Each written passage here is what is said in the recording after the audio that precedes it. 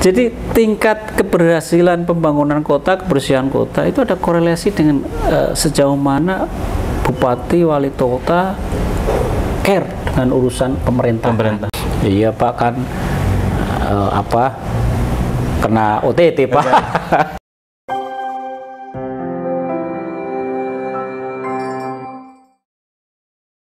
Assalamualaikum warahmatullahi wabarakatuh. Selamat petang, selamat sore buat sahabat-sahabat Bawaslu Kabupaten Malang. Hari ini sudah masuk ke musim hujan. Semoga kita semuanya bisa tetap menjaga diri dan kita semuanya tentu dalam kondisi yang selalu sehat walafiat. Menjaga prokes sebagaimana kita ketahui masih belum selesai kita dengan urusan pandemi hari ini. Sahabat Bawaslu, tentu mau memperkenalkan siapa yang ada di samping saya, tetapi saya yakin semua sahabat Bawaslu sudah tahu bahwa judul daripada video ini telah menunjukkan nama beliau, Bapak Didik Supriyanto, SIP, MIP. Sebagian dari sahabat Bawaslu ataupun masyarakat umum yang mungkin mengikuti Bawaslu belum kenal, tetapi setelah nanti mendengar apa yang beliau sampaikan akan betapa luar biasa perspektif dan keilmuan beliau yang nanti bisa kita gali, kita bisa dapat sehingga kita akan memiliki pengetahuan-pengetahuan yang baru. Nah, tanpa berpanjang lebar, nanti kita akan bicara bahwa beliau secara hari ini adalah salah satu komisioner dari Dewan Kehormatan Penyelenggara Pemilu atau DKPP yang telah berkiprah tidak hanya saat di KPP dalam urusan pemilu, panjang jika bercerita soal profil dan sepak terjang beliau dalam hal pemilu dan demokrasi. Tentu kita tahu Perludem dan berbagai lembaga-lembaga kepemiluan yang ada di Indonesia. Dan beliau juga merupakan jurnalis senior, bagian dari Dewan Pers dan juga tentu saja Aliansi Jurnalistik Indonesia. Selamat sore Bapak, Assalamualaikum. Waalaikumsalam. Pak Didi, terima kasih banyak Bawaslu Malang kehadiran Pak Didi. Ya. Tentu ini jauh dari prediksi kita. Ya. Biasanya orang kalau datang ke Malang itu seputar kampus Pak Didi. Yep. Brawijaya, Unmu. Tapi Malang adalah Kepanjen, agak jauh, sehingga ini sebuah kebahagiaan bagi kami. Ya. Nah, di kesempatan ini terima kasih waktu Pak Didi, kami ingin berbincang dan ingin mendapatkan pencerahan ataupun perspektif soal kepemiluan atau demokrasi. Ya. Tapi mungkin sebelum berbicara yang terlalu jauh terkait dengan demokrasi, tadi kami menyimak Pak Didi sempat mengatakan bahwa Pak Didi merupakan putra Jawa Timur. Yep. Asli dari Tuban. Ya, betul. Ini kalau boleh kami bilang selamat mudik Pak Didi ke Jawa Timur. Iya, betul. Jadi mungkin pertanyaan pertama kami, seberapa besar Pak makna Pak Didi menjadi putra daerah Jawa Timur itu, apa makna penting bagi Pak Didi? Ya begini, saya itu lahir di Tuban, sebuah kabupaten yang berbatasan dengan Jawa Tengah. Sekolah SD di Tuban, SMP di Tuban, kemudian SMA pindah ke Jogja. Padahal kan kita tahu masa SMA adalah masa mengenali lingkungan dengan intensif kan. Oleh karena itu, karena saya lama di Jogja dan kemudian kerja di Jakarta, maka saya merasa orang Jawa Timur yang tercerabut dari akar budayanya gitu. Tercerabut dari akar, Pak? Paling nggak tercerabut dari akar budaya Tuban. Saya tahu banyak kebiasaan orang Tuban yang saya nggak pernah ngalami, baik yang buruk maupun yang negatif maupun yang positif ya. Tapi saya bisa cerita. Tapi cerita itu kalau tanpa pengalaman kan tidak asik gitu, karena nggak mengalami sendiri. Makanya saya selalu sering ke Jawa Timur. Jadi maka begitu ada jalan tol tembus sampai Probolinggo, saya udah kapan saya nembus sampai sana gitu. Kalau Surabaya sih berkali-kali ya. Nah, kebetulan karena saya di DKPP, kemudian sering kontak dengan kawan-kawan Bawaslu Provinsi, saya bilang saya mau jalan ke Jawa Timur untuk silaturahmi dengan kawan-kawan sambil mencoba mengalami ke Jawa Timuran saya gitu kan. Jadi selama ini Jawa Timur kan persepsi, imajinasi, katanya gitu. Saya pengen sekali kembali ke ke akar ya, ke akar. Makanya saya bilang sama Mas Pur dari Bawaslu Provinsi, saya pengen ketemu kawan-kawan penyelenggara. Terserah apakah pengawas pemilu, apakah KPU, tapi kunjungan saya informal ya. Karena itu saya sama anak saya udah jalan ke Jawa Timur, ketemu ini cuma kan dibantu sama Mas Pur, karena kan saya nggak kenal bapak-bapak di kabupaten kota kan, udah dipertemukan dan bener kita jadi biasa akrab gitu kan ya, karena apapun kan saya dilahir di Jawa Timur, ke Jawa Timuran saya juga kelihatan gitu, dalam arti kita suka informal, kalau ngomong santai gitu. Apalagi saya minta Mas Pur saya mau melepaskan keformalan saya, bila ada kawan-kawan Bawaslu yang bisa saya nginepin, akan saya nginep ke sana gitu kan. Karena kan pengen saya kembali ke akar tadi, bahasa kerennya seperti itu. Tapi nggak lupa dengan bahasa Jawa kan Pak? Nggak lupa. Tapi kalau saya pulang kampung bahasa saya halus karena saya Jogja kan. Oh, baik. Tapi kalau saya di Jogja sama teman-teman Jogja bilang Jawamu rada kacau gitu. Ya karena Ketuban, Pantura barangkali secara karakter iya beda. Agak keras. Ya. Kemarin di Madiun ketemu orang Matraman kan? Orang Matraman. Saya bahasa Jawa Jogja ya agak lancar gitu, agak lancar. Tapi ketika ke Probolinggo saya bahasa Jawa, saya baru sadar banyak orang Madura di sini. Jadi nggak nyambung begitu saya ngomong bahasa Jawa. Loh kok nggak bisa jawab? Oh Masya Allah, ini Probolinggo, ini banyak orang Madura atau Pedalungan ya. Jadi barangkali juga bagian dari kebanggaan kita atau kami yang orang Jawa Timur Pak, kalau bahwa banyak tokoh-tokoh nasional sebagaimana Bapak juga yang kadang kemudian saking sibuknya di ibu kota, kadang kemudian akar kesejarahan ataupun tanah kelahirannya tidak terlalu terekspos atau bahkan mungkin tidak ikut menjadi besar sebagaimana capaian karir. Iya, soalnya kadang-kadang dicurigi juga orang pengen kembali mendekati rakyat. Oh, jangan-jangan mau nyalon ini. Kan ada yang bercanda kemarin, Mas Didi mau konsolidasi apa? Aku loh, siapa tahu mau nyalon, kalau nyalon saya tuban. Nggak ada itu ya, pengen ini aja, pengen silaturahmi dengan kawan-kawan. Kebetulan ada kesamaan urusan pemilu, ya udah, kebetulan saya orang Jawa Timur dan perjalanan ini bersama anak Pak ya? Iya, bersama anak saya, karena anak saya kebetulan juga belum bekerja, jadi ya udah saya ajak aja, dan dia punya agenda sendiri juga. Jadi ketika di Malang dia sudah punya teman-temannya yang akan dia temui, nanti di Surabaya dia jalan dengan teman-temannya di Surabaya gitu. Ya, semoga paling tidak identitas Jawa Timurnya Pak Didi semakin menonjol dan nanti di panggung-panggung nasional. Saya bangga dengan ke Jawa Timuran saya, karena saya tahu persis, meskipun saya tidak intensif, saya keliling ke beberapa kota yang saya kunjungi. Saya pernah dari muter ya, itu 2 kali lah muter, dari Pantura ke timur Banyuwangi terus daerah selatan itu. Yang saya tangkap memang cuma satu dari membanding. Yang saya tangkap, bikin saya terkesan adalah kota-kota kita ini Jawa Timur bersih-bersih, menarik, ditata, tertata. Begitu kita masuk Jawa Tengah, apalagi Jawa Barat itu, ya maaf kata, bukan bermaksud besar-besarkan Jawa Timur, relatif nggak setertata, seapik kota-kota di Jawa Timur. Makanya kemarin begitu saya masuk Nganjuk kan, saya langsung teriak sama teman, ini Ngaco ini jorok nih kayaknya, aku bilang gitu. Karena dibandingkan dengan Tuban, bandingkan dengan Madiun, iya Pak kan kena OTT Pak. Artinya memang ada korelasi itu.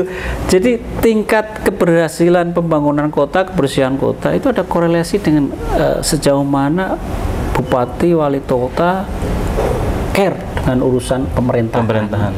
Kalau dia nggak care, lewat begitu saja. Dan Surabaya memberi contoh baik, karena kebetulan kita punya, bukan kebetulan ding, ada Risma yang memang dia orangnya cukup familiar dengan media ya.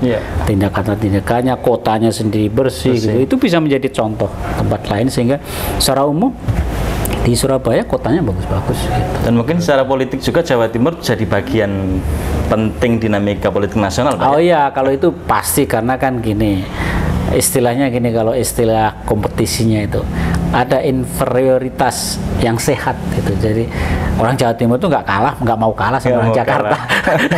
Tetapi itu bagus gitu. Bagi orang Jakarta itu inferior, tapi bagi orang Jawa Timur, ya superioritas Jakarta itu harus kita lawan. Gitu. Pak, akar sejarahnya Pak Didi ternyata adalah asli Tuban, Jawa Timur, dan barangkali itu perlu kita dengungkan menjadi kebanggaan kita Bawaslu Jawa Timur. Amin, amin. Sahabat Bawaslu, mungkin nanti kita masuk ke pertanyaan yang tadi ini isu demokrasi yang hari ini barangkali menjadi isu yang menarik karena banyak tidak hanya pengamat tetapi peneliti-peneliti akademisi juga mengatakan memang demokrasi ini di Indonesia mengalami penurunan sebagaimana di dalam beberapa kesempatan Pak Didi menyampaikan. Itu tidak hanya terjadi di Indonesia tetapi juga di seluruh dunia gitu. Nah, kebetulan karena kita adalah bagian dari penyelenggara khususnya di Bawaslu, apakah kemunduran demokrasi yang salah satunya itu di Indonesia terjadi itu juga atas kontribusi dari aspek elektoral, Pak? Ya. Ya tentu saja, tapi tidak gampang menjelaskannya. Karena kan gini, kalau kita bicara demokrasi itu kan unsurnya ada 4 ya. Pemilu luber jurdil, pemerintahan yang efektif, responsif, jaminan perlindungan hak asasi manusia, dan masyarakat sipil yang kuat. Pemilu kita itu dari waktu ke waktu kualitasnya makin bagus ya. Secara prosedur? Iya, secara prosedur. Pemilu kan apa yang disebut dengan free fair election. Maksudnya setiap mereka yang punya hak pilih bisa bebas memberikan suara. Setiap mereka yang ingin berkompetisi, kompetisi itu dijamin sehat. Nah, itu kita sudah terjadi. Ya, sudah terjadi. Pertanyaannya adalah kemudian mengapa penyelenggaraan pemilu yang sudah memenuhi prinsip luber jurdil ini belum menghasilkan pemerintahan yang efektif, kan itu.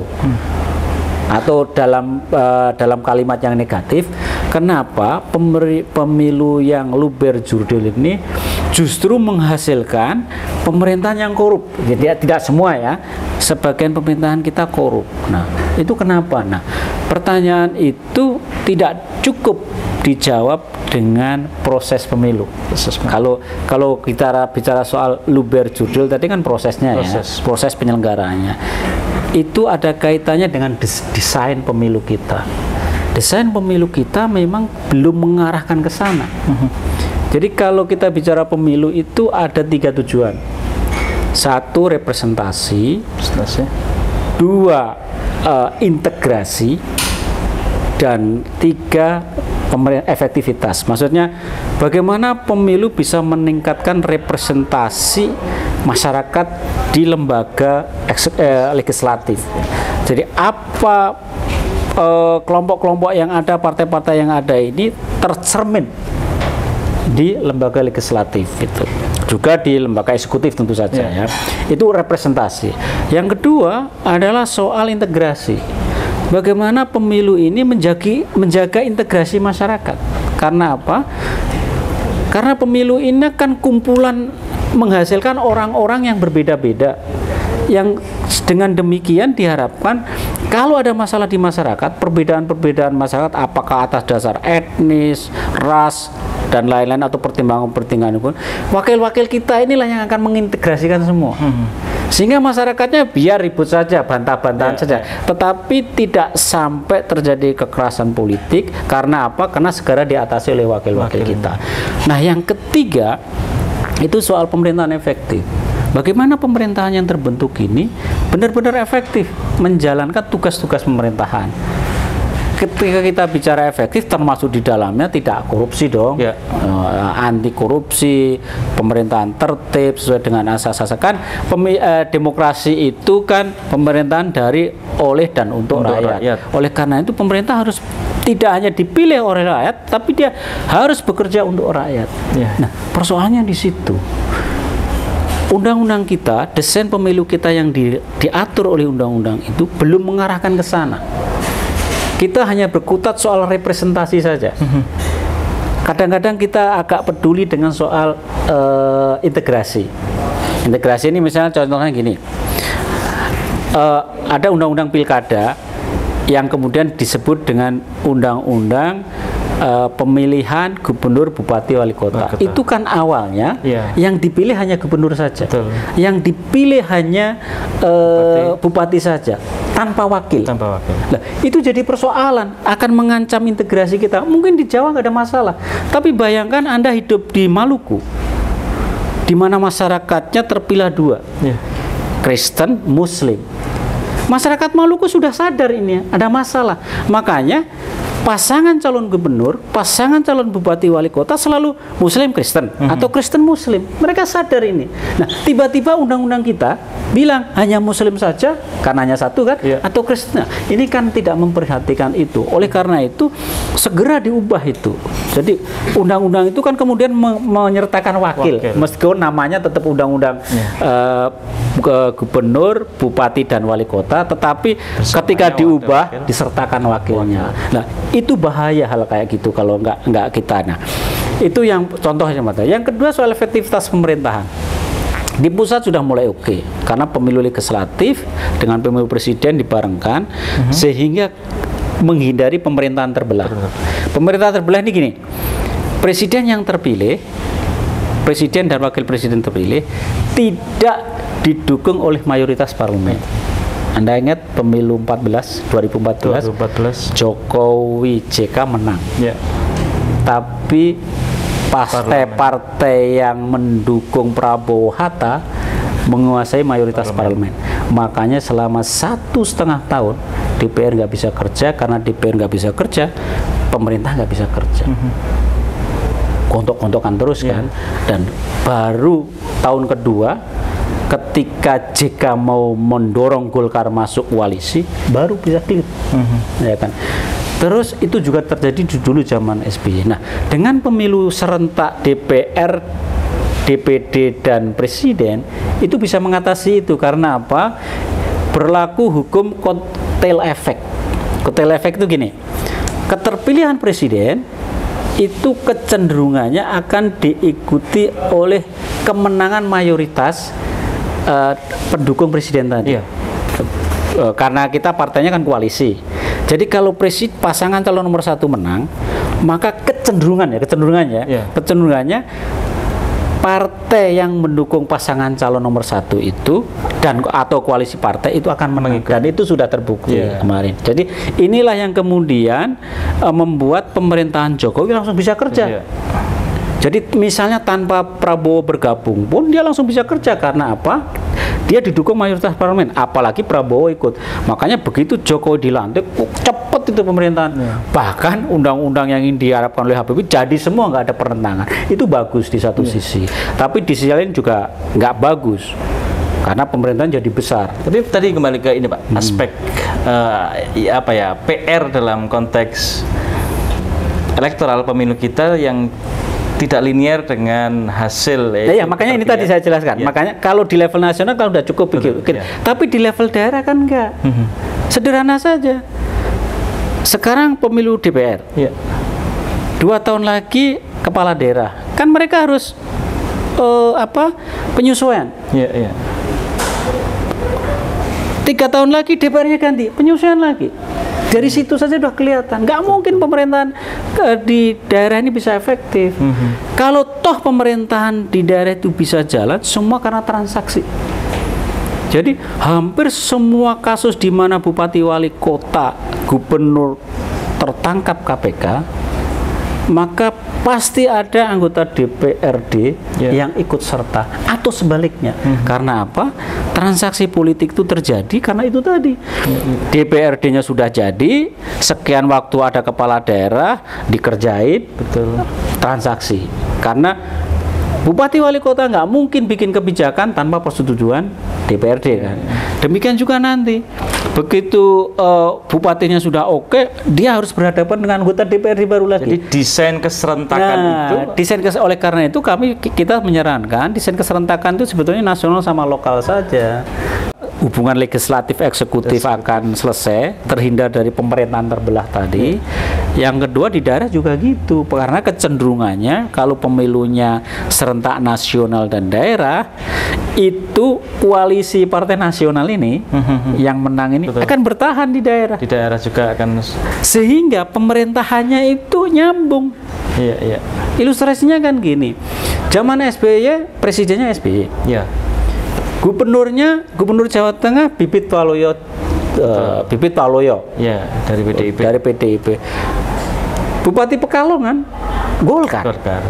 Jaka Sembung ini. Iya, iya. Ya, mungkin agak susah kalau menyamakan partainya, tetapi kalau koalisinya sama, itu akan membantu komunikasi antara pemerintah pusat, pemerintahan daerah, sehingga mempercepat proses pengambilan keputusan. Yang jadi masalah sekarang sebetulnya di level provinsi dan kabupaten. Kalau gubernur sama presiden itu nyambung saja. Tapi gubernur ke bupati ini minta ampun. Iya, iya. Karena bupatinya bisa-bisa teriak, ngapain lu manggil gua? Iya. Gua kan lu dipilih rakyat, lu dipilih rakyat. Kita sama dong posisinya. Cuman gua jadi bupati, lu jadi gubernur, itu saja gitu. Jadi nggak usah diatur-atur lah gitu. Iya, iya. Itu yang terjadi. Karena nggak ada pemerintah yang kongruen tadi, nggak ada koalisi yang sama tadi. Sehingga Nah, efektivitas itu semua tergantung pada desain pemilu itu. Gitu. Berarti kan biasanya debatnya bicara soal aspek prosedural dan substansial. Apakah itu bisa dimaknai bahwa desain itu bagian daripada upaya untuk membentuk atau mencapai PR substansial? Ya, betul. Jadi desain itu adalah salah satu upaya untuk mempertegas substansi demokrasi yang kita perjuangkan ini. Jadi kalau demokrasi hanya pemilunya saja, itu ya cuman prosedurnya saja. Dari sisi prosedur aja desainnya sudah salah, gitu lah. Bukan salah ya, udah nggak tepat, kurang tepat. Maka karena kurang tepat, dia tidak menghasilkan pemerintahan yang kuat dan efektif. Selanjutnya mungkin perlindungan HAM-nya juga berkurang, masyarakat sipilnya ditindas terus sehingga agak ada keseimbangan, itu jadi masalah kita gitu. Makanya apapun desain pemilu ini harus kita benerin. Memang susah karena ini menyangkut kepentingan partai kan. Partai itu suka dengan model pemilu legislatif. Pilkada itu suka karena apa? Dia kerjanya 5 tahun sekali dan legislatif 5 tahun sekali. Nanti di tengah-tengah kan ada pilkada, tapi kan pilkada partai nggak bekerja. Di pilkada itu kerjaan partai itu selesai pada saat pencalonan. Begitu diteken sama KPU dinyatakan memenuhi syarat, udah selesai. Yang bekerja adalah tim kerjanya. Partai omong kosong nggak bekerja dia. Itu seperti itu yang terjadi, sehingga linkage pertanggungjawaban partai atas kinerja bupati itu nggak kelihatan. Gitu. Nah, dalam konteks itu juga Pak, kan aspek substansial itu juga kadang terkait dengan persoalan politik uang ataupun isu-isu yang terkait dengan sikap politik SARA dan yang terkait itu. Apakah itu juga bisa diselesaikan dengan desain betul yang misalnya gini, soal itu kaitannya kalau saya bisa desain itu kan unsurnya ada dua ya, satu sistem, dua format. Kalau sistem kita bicara soal konversi suara menjadi kursi. Apa itu konversi suara menjadi kursi? Ada 6 variabel: besaran daerah pemilihan, metode pencalonan, metode pemberian suara, formula perolehan kursi dan calon terpilih, kan gitu. Ada tambah satu lagi ambang batas. Itu variabel-variabel yang harus kita hitung untuk mengatur sistem. Yang kedua soal formatting ngatur jadwal yang sudah kita bahas tadi. Nah, yang sistem ini masih jadi problem besar kita. Kita sudah sepakat ini sistem proporsional terbuka. Tapi dimanapun semua orang tahu, semua riset di dunia ini menunjukkan bahwa proporsional terbuka punya insentif terhadap politik uang. Lebih besar. Nggak bisa dicegah. Yang bisa adalah dikurangi. Bagaimana cara menguranginya? Oke, Anda ngotot, DPR tetap proporsional. Kurangi dong besaran daerah pemilihannya. Sekarang kan 3 sampai 12 di DPRD ya. DPR 3 sampai 10. Kurangi ini sekecil mungkin, maksimal 6 misalnya. Kalau maksimal 6 itu kan daerah pemilihannya lebih sempit, ya. Calonnya lebih terbatas jumlah calonnya kan. 6 kali 10 partai kan cuma 60 kasarannya kan gitu. Dikalikan 3 180. Tapi kalau 10 calonnya 10 kali 10 100 kalikan 3 300. Itu sudah membantu. Jadi kalau ada calon yang mau politik uang itu bisa diidentifikasi. Jadi kenapa juga saya selalu pakai data agregat ya, bukan kasus. Di data agregat itu menunjukkan di pilkada 40% incumbent di Jawa itu gagal. Di luar Jawa 60% incumbent gagal. Pertanyaannya, kenapa incumbent gagal? Padahal dia populer. Betul. Dia punya duit banyak. Dia punya aparat birokrasi yang dia kelakkan. Kenapa ada yang gagal? Sederhana aja saya jawabannya. Karena pemilih bisa mengidentifikasi calon-calon itu, identifikasinya jelas, maka dia bisa menghukum. Kinerjanya buruk, nggak saya pilih lagi. Lebih baik saya cari yang lain. Itu terjadi di pilkada karena apa? Calonnya cuma 2, 3, 4 gitu. Tapi kalau di legislatif kan enggak. Calonnya demikian banyak. Banyaknya nggak ngerti. Ngertinya PDI calonnya ini siapa calonnya? Siapa calonnya? Sehingga mereka yang datang di lebih awal ya itu yang dipilih. Mereka yang memilih yang datang bersama kartu nama dan sembako itu yang dipilih. Bisa itu kan rasionalitas pemilih. Loh, saya nggak milih siapapun, saya nggak kenal kok. Ini ada kartu nama, yaudah orang ini saya pilih. Atau dapat bisikan dari temennya, itu lumayan itu. Nanti kalau mau memilih, ya udah. Atau rasionalitas dari apa keuntungan yang didapat. Betul ya, betul. Jadi, gimana saya harusnya? Saya nggak kenal mereka. Kontrak apa yang bisa saya lakukan? Tapi itu masih belum itu Pak ya. Artinya belum terbangun sistem soal perubahan. Belum, karena kan kita dapilnya masih 312 310. Jadi kalau mau mempertahankan proporsional terbuka diperkecil atau pilihan lain daftar tertutup. Milih partai. Nah, ini lagi kayaknya itu mulai kan perdebatannya jadi serius lagi. Kalau saya dari awal saya nggak setuju dengan proporsional terbuka. Saya lebih percaya proporsional tertutup. Karena apa? Gebukin partai lebih gampang. Jadi kalau partai melakukan pelanggaran, kinerjanya buruk, sudah besok pindah partai yang lain. Karena partai kan cuma 10. Kita nggak peduli dengan calon-calonnya. Tapi begitu 5 tahun ini kinerjanya buruk, pemilih gampang. Bergeser atau menghukum partai itu gampang. Berarti nanti Pak dalam konteks katakanlah 2024 ini keserentakan itu dimaknai dalam tidak di waktu yang sama tetapi hanya di tahun yang sama itu apakah bisa tidak bisa untuk mencapai upaya kalau desain kalau format pemilu seperti sekarang legislatif katakanlah bulan April atau Mei dan 1 November presiden kemudian pilkada serentak 24 November sudahlah itu pasti nanti pasca pemilu semua orang akan teriak ini perlu diubah, percaya saya. Karena pemilu model kayak gini itu akan merusak apa yang sudah kita capai selama ini.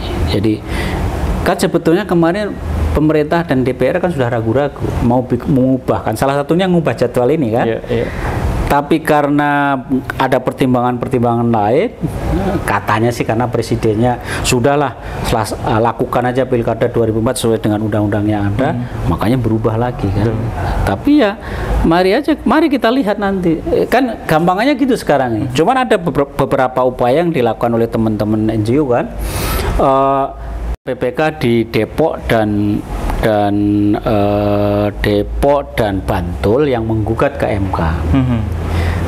Kepada MK dia minta supaya DPRD dikeluarkan di pemilu 2024 nanti. Jadi di pemilu 2024 itu hanya pemilu nasional. Kan MK bilang yang konstitusional itu pemilu DPR, DPD, presiden diserentakkan karena ini akan memperkuat sistem presidensial. Ya. Soal DPRD kepala daerah mau disatukan atau dipisah itu terserah pembuat undang-undang. Makanya KPPS, PPS, PPK menggugat itu supaya ini dikeluarkan dengan dalih pemilu borongan ini, legislatif dan presiden ini sudah membunuh 800 KPPS. Tapi sementara ini kan kita masih tetap iya, sama ini kan lama. Iya, masih sama. Tapi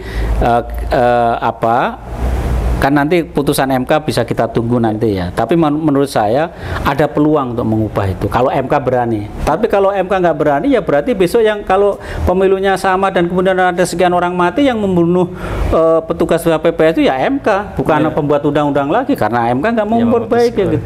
Jadi tanggung jawab dia nanti kalau nggak dia ubah. Wah, ini kalau diskusi ini panjang banget ceritanya ya. Kalau apalagi bicara soal sistem proporsional di dalam kepemiluan, tentu itu yang memang hari ini sedang banyak di pendapat-pendapat terkait perubahan sistem pemilunya. Nah, tetapi saya mau ini Pak, beralih ke satu aspek yang tadi Pak Didik sampaikan soal pentingnya dalam demokrasi itu adalah peran serta civil society. Nah, dalam konteks pemilu, entah itu baik KPU maupun terutama dalam aspek pengawasan Bawaslu, ada penelitian yang menunjukkan bahwa dengan hari ini tentu kita sangat terbatas atau sedikit sekali melihat civil society dalam bidang pengawasan, entah itu seperti kalau kita lihat pemilu 2004 atau pasca reformasi itu begitu banyak lembaga-lembaga pemantau baik itu lokal maupun internasional yang kemudian terlibat aktif. Nah, ada yang mengatakan dengan semakin kuatnya kewenangan Bawaslu, hari ini itu semakin terbatas peran bahkan eksistensi lembaga-lembaga itu. Apakah kamu loh ya yang bilang kamu loh ya? Bukan ini saya. Penelitian Pak. Penelitian. Ya, saya merujuk penelitian orang. Ada yang mengatakan demikian. Apakah itu benar Pak, dan seberapa penting sebetulnya eksistensi dan peran lembaga-lembaga civil society dalam pengawasan pemilu Pak? Ya, tadi saya sebutkan salah satu unsur demokrasi adalah masyarakat sipil yang mandiri, masyarakat sipil yang kuat. Karena fungsi utamanya adalah menjadi penyeimbang pemerintah. Kita pengen pemerintah itu kuat. Karena kalau pemerintah nggak kuat, nggak efektif. Kalau pemerintahnya nggak efektif, ya kita sendiri yang rugi. Anda lihat pada saat SBY di periode pertama terutama ya, itu kan pemerintahnya 1,5 tahun pertama lah ya, itu kan nggak bisa ngapa-ngapain. Jokowi juga sama sebetulnya nggak bisa ngapa-ngapain, cuma kan Jokowi tipenya orang nekat.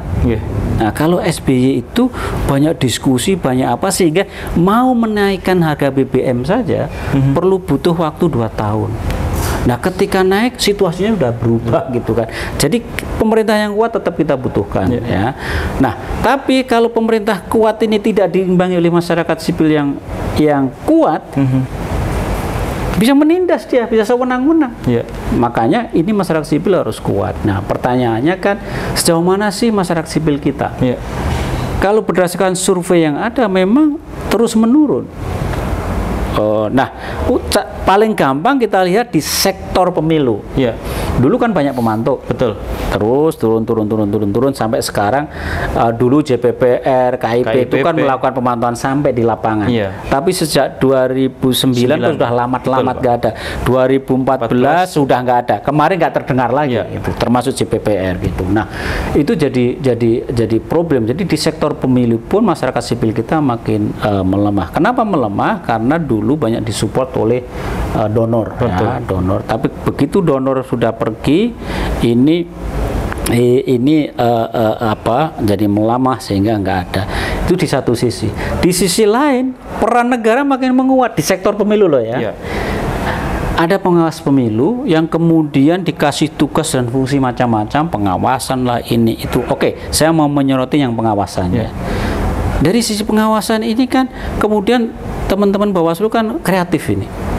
Dia melihat kekosongan ini kan, kekosongan pemantau ini kosong, maka kemudian kawan-kawan Bawaslu muncul membuat program pengawasan partisipatif, ya gitu. Pertanyaannya, apakah ini memperkuat masyarakat sipil? Jawabannya tidak. Karena apa? Ini yang bentuk Bawaslu. Bawaslu institusi negara. Iya.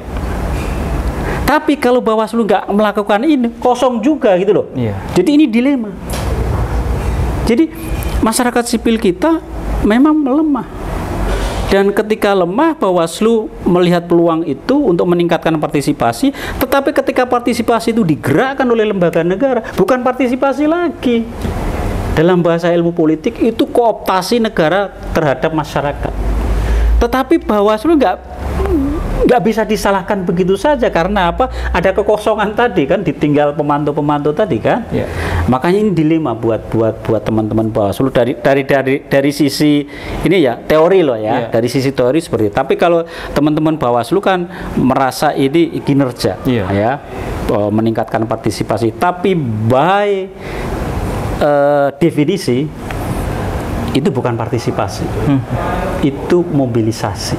Karena apa? Yang menggerakkan negara. Padahal ciri partisipasi penguatan masyarakat sipil adalah kemandirian, kerelaan, voluntarisme gitu kan. Nah ya mungkin teman-teman Bawaslu banyak yang gak suka dengan pernyataan saya, tapi pernyataan itu bisa saya pertanggungjawabkan baik ilmu loh ya, baik per definisi. Saya menyadari karena memang ada kekosongan tadi. Sebab kekosongan ini kalau tidak diisi teman-teman Bawaslu juga tetap kosong kan. Betul. Gitu.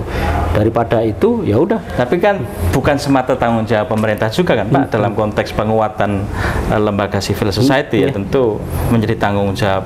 Ya makanya itu yang harus dilakukan adalah beli ruang kepada masyarakat sipil untuk berkembang.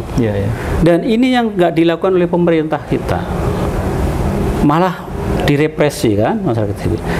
Contoh pemantauan kan, pemantauan itu sebagai salah satu bentuk masyarakat sipil atau penguatan masyarakat sipil. Kan tidak ada kepedulian pemerintah untuk memfasilitasi ini. Di banyak negara yang namanya pemantauan itu dibiayai oleh negara. Prosedurnya, teknik administrasinya bisa kita hitung ya, kita atur lah. Tetapi negara tutup mata, udah ini ada uang, lakukan pengawasan sesuai dengan apa yang kamu kehendaki. Kan lah, apa bedanya dengan partisipasi yang dilakukan? Bedanya kalau yang dilakukan oleh teman-teman Bawaslu didesain, dirancang. Ini semua baik Bawaslu sebagai institusi negara. Tapi kalau bentuk supporting dana itu cuma dikasih uang aja. Di India, Filipina seperti itu. Makanya kalau Anda lihat di Filipina itu tradisi masyarakat sipilnya kan kuat banget. Jadi meskipun pemerintahnya kuat itu tarik menariknya kencang sekali. Bahkan yang mendominasi pertarungan politik itu bukan antara partai, tapi antara pemerintah dengan kelompok masyarakat. Ini kan memang tradisinya kuat. Itu pun disupport oleh negara. Gitu. Kan banyak tanya loh, nanti kalau disupport negara nanti ada ketergantungan. Iya kalau nggak bisa ngatur, iya kalau nggak komit.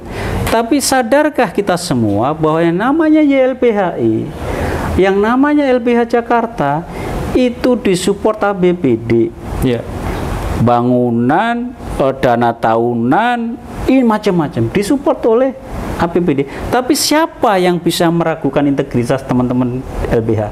Kan nggak ada. Kemudian disikat saja.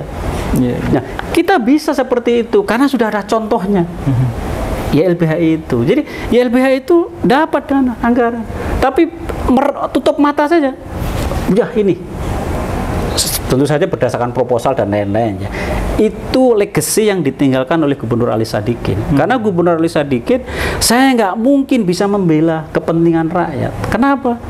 Saya hanya mikirin pembangunan yang efektif. Sementara pembangunan yang efektif itu butuh ini, butuh ini. Saya nggak mau tahu urusan rakyat. Yang tahu urusan rakyat ya rakyat sendiri. Tapi kan saya nggak bisa mempertimbangkan itu. Makanya biar orang lain yang melakukan itu dan dibentuklah LBH Jakarta itu. Ngeri-ngeri sedap ngomong sama Pak Didi ini. Nanti diedit yang bagian ini. Bagian omongan saya ini ya. Tetapi ini barangkali menjadi kegelisahan, bukan semata kegelisahan tapi niat baik untuk penguatan lebih tepatnya Pak. Sehingga diskusi ini ya tentu bagian daripada upaya untuk menemukan bentuk terbaik dari ya saya paham misalnya soal bicara partisipasi pengawasan partisipatif ya. Itu kan nggak bagus lah kalau dikritik terus-menerus kan. Karena Bawaslu sendiri melihat ruang yang kosong, gitu. Ruang kosong itu harus diisi, gitu. Saya bisa mengerti dilema itu. Ya kalau mau dipotong silahkan. Ya, nanti izin sedikit dah. Tapi sekarang ini pertanyaannya soal ini Pak DKPP Pak. Iya. Ya mungkin ini bagian dari beberapa pertanyaan yang kami capture dari teman-teman ad hoc kita, karena hubungan dengan teman-teman ad hoc meskipun sudah selesai tapi masih masih intens. Jadi yang pertama ini tadi sempat disampaikan di dalam forum sebelum kita tadi, yaitu soal penyelenggara itu memiliki dua malaikat maut, satu saat mati, saat yang kedua adalah saat dicabut nyawanya sebagai penyelenggara.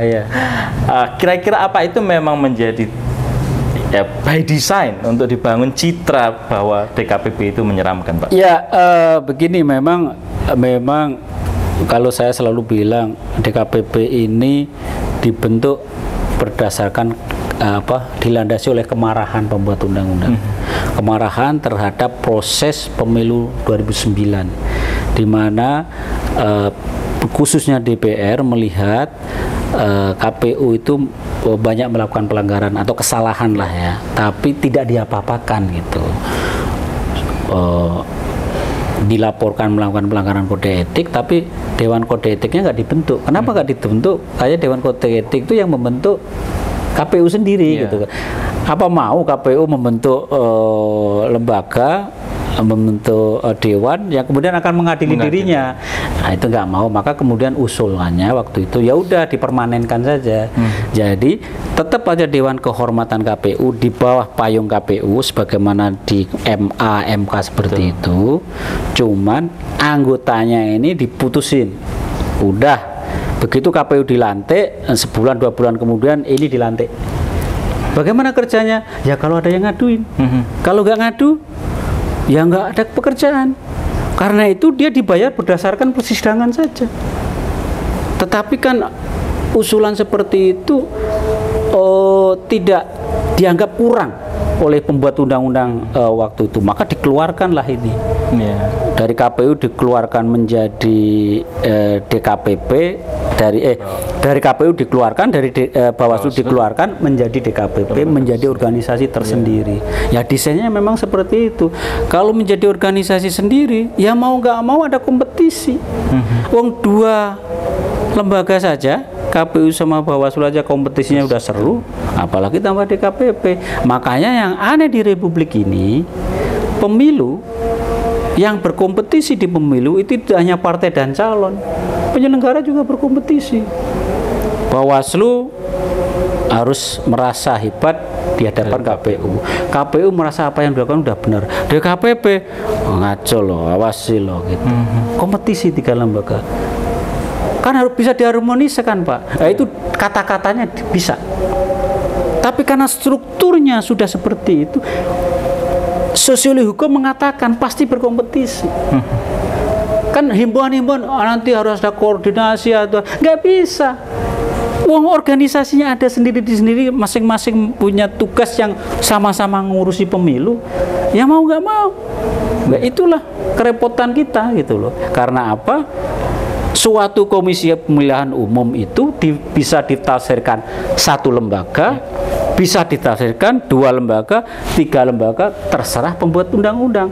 Tetapi kalau ditafsirkan 2 lembaga, 3 lembaga, maka ada satu kesatuan fungsi. Tapi kan satu kesatuan fungsi ini bagus di teks. Ketika diterjemahkan menjadi struktur, badannya jadi beda-beda kan. Itu berarti secara ideal masih tetap dengan pola lama, Pak ya, dalam arti nggak pernah lembaga, kita pola lama. Kalau lembaga apa namanya dewan etik itu ada di dalam lembaga. Kalau saya termasuk yang paham seperti sejak awal saya usul seperti itu.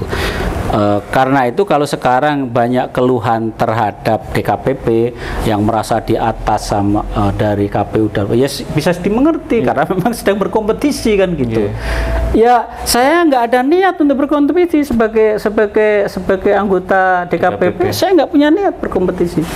Tetapi struktur memposisikan seperti itu. Jadi ini pembuat undang-undang nggak paham sosiologi hukum.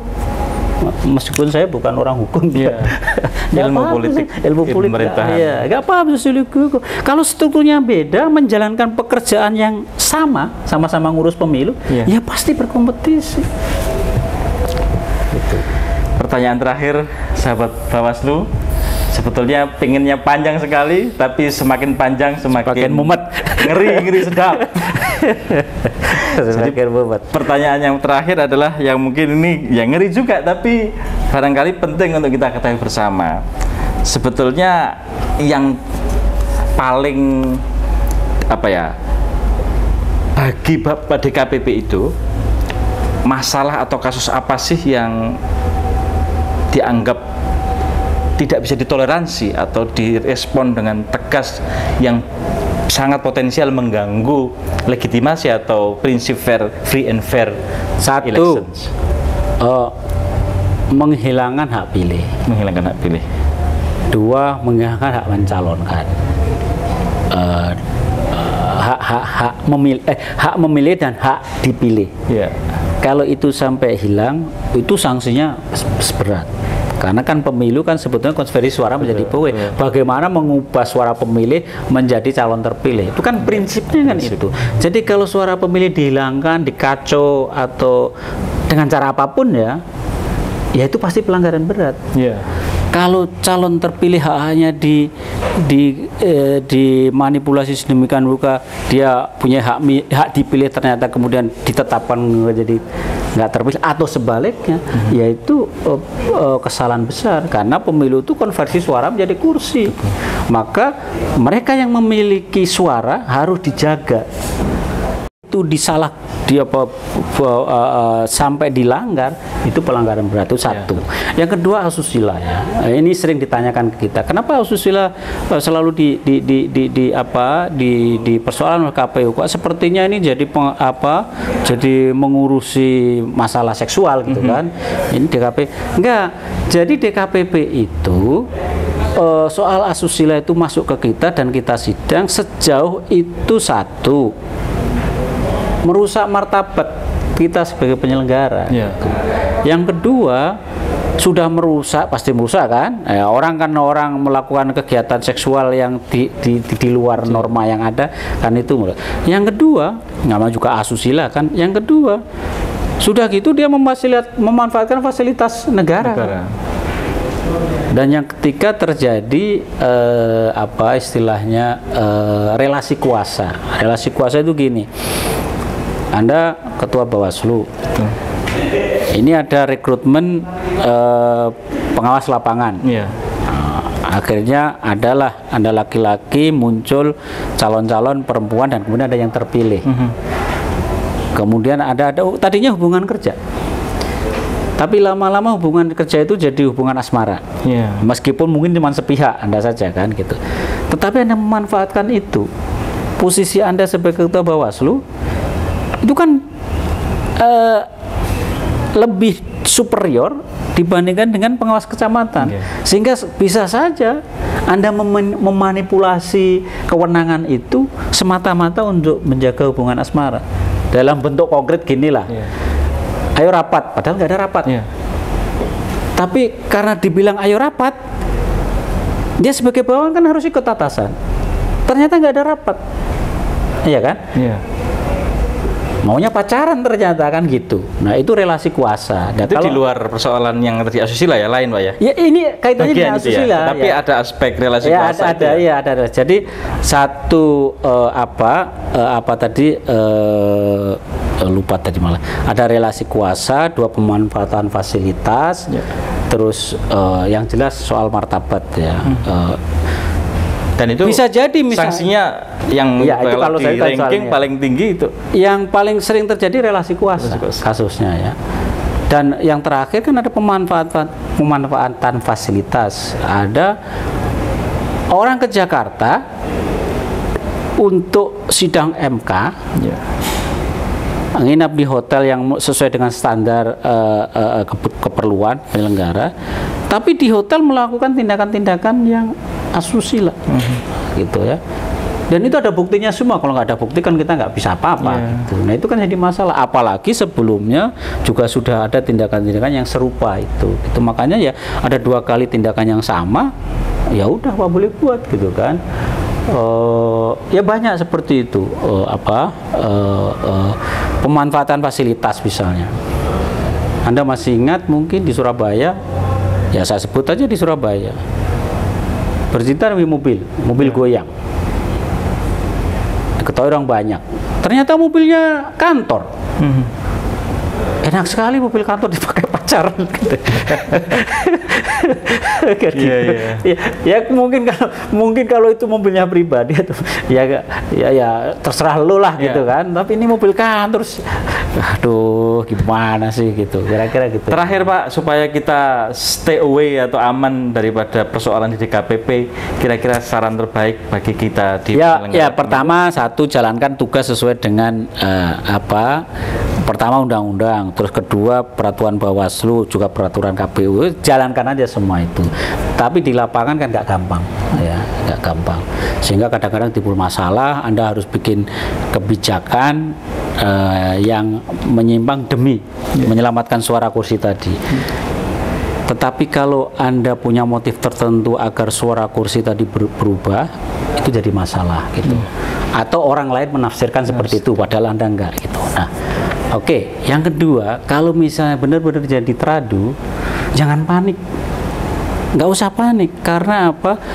60% yang dilaporkan itu kita coret toh. Nggak memenuhi syarat.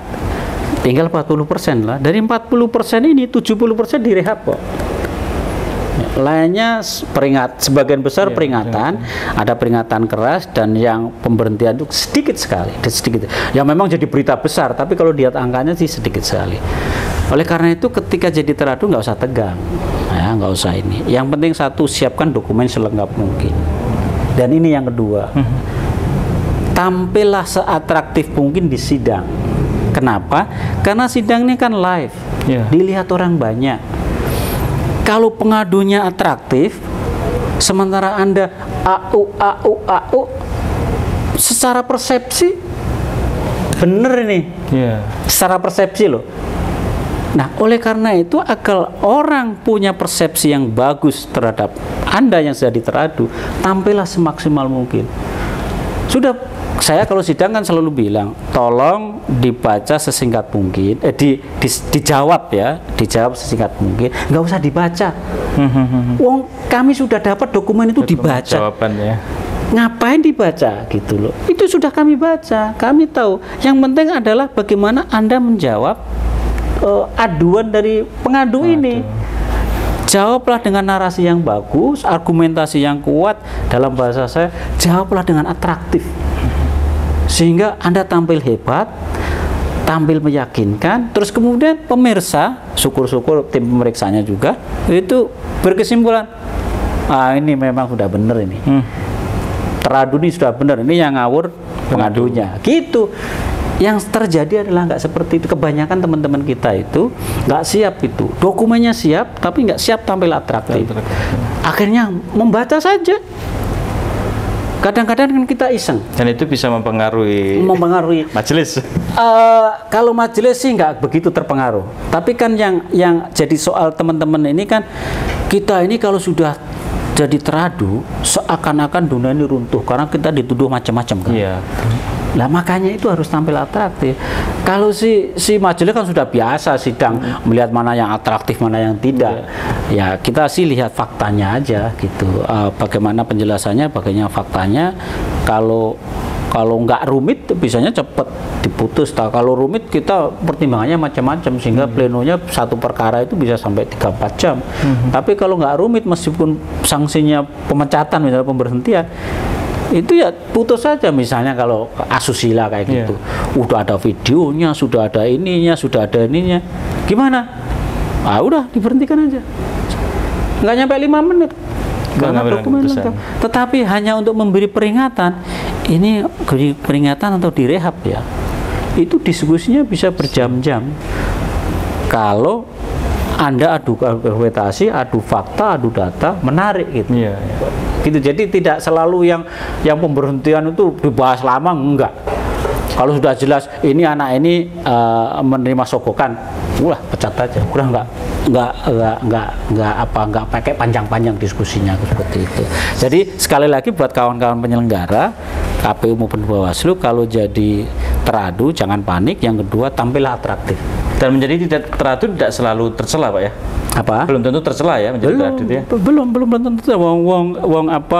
Pada akhirnya kan diperiksa semuanya. Tapi maksud saya, sidang DKPP ini kan terbuka.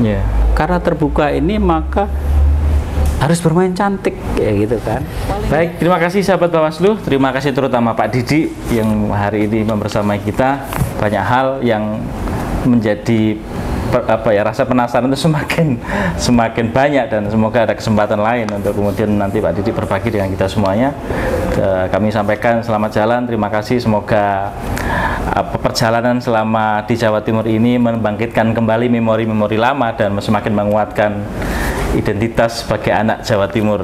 Terima kasih. Terima kasih, mohon maaf Pak Didi, dan kita akhiri sesi podcast hari ini, dan Assalamualaikum warahmatullahi wabarakatuh. Salam awas. Waalaikumsalam.